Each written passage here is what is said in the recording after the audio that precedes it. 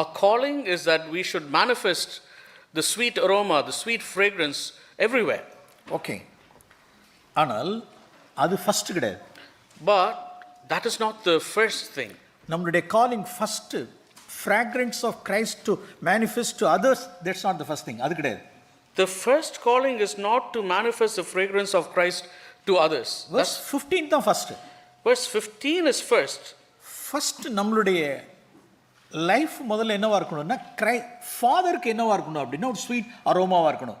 Our life should first of all be a sweet aroma to the Father. அதான் first சொல்றாரு 15ல. Verse 15 he says at first, நாங்கள் தேவனுக்கு கிறிஸ்துவின் நற்கந்தகமாய் இருக்கிறோம். We are a fragrance of Christ to God. இது இல்லாம நான் வெளியில உள்ளவர்களுக்கு நான் வந்து ஒரு fragrance காமிக்கிறதுங்கிறது waste. Without this, for us to show this fragrance to others outside is waste.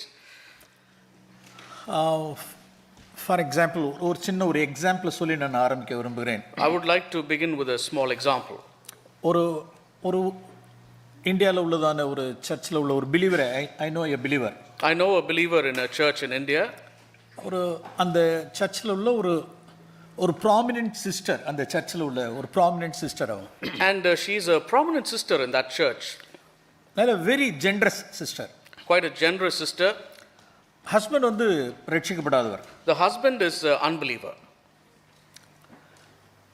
But ஹஸ்பண்டுக்கு என்னவா இருக்காதுன்னா ஹஸ்பண்டுடைய knowledge without husband's consent and knowledge இல்லாமலே இவங்க சர்ச்சுக்கு நிறைய என்ன செய்வாங்கன்னா சாக்ரிஃபைஸ் பண்ணுவாங்க. So without the consent and knowledge of the husband, she used to make a lot of sacrifices for the church. Church மத்தியில் என்ன நேம் அப்படின்னா நல்ல such a name and fame for that sister.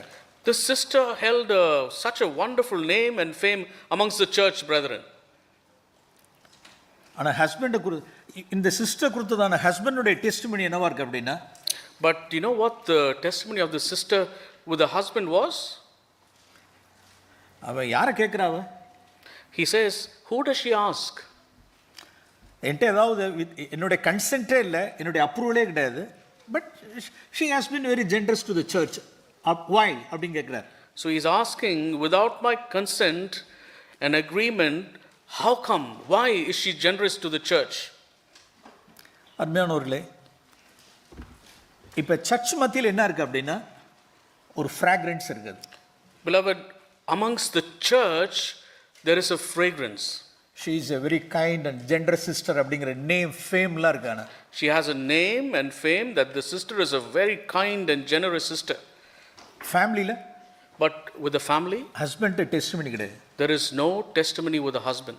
அப்ப அந்த sacrifice that offering தேவனுடைய அது sweet அரோமாவா இருக்க முடியாது. But that sacrifice and that offering is not a sweet aroma with God. அதனால தான் ஃபர்ஸ்ட் நாம என்ன செய்யணும் அப்படின்னா தேவனுக்கு தான் நாம் நற்கந்தகமா இருக்கணும்.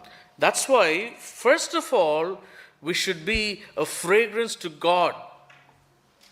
இதுமே நாம் நிறைய காரியங்களை சொல்லலாம். And we can share many things like that. Okay, நாம் verse 15 நாம் 2 Corinthians 2:15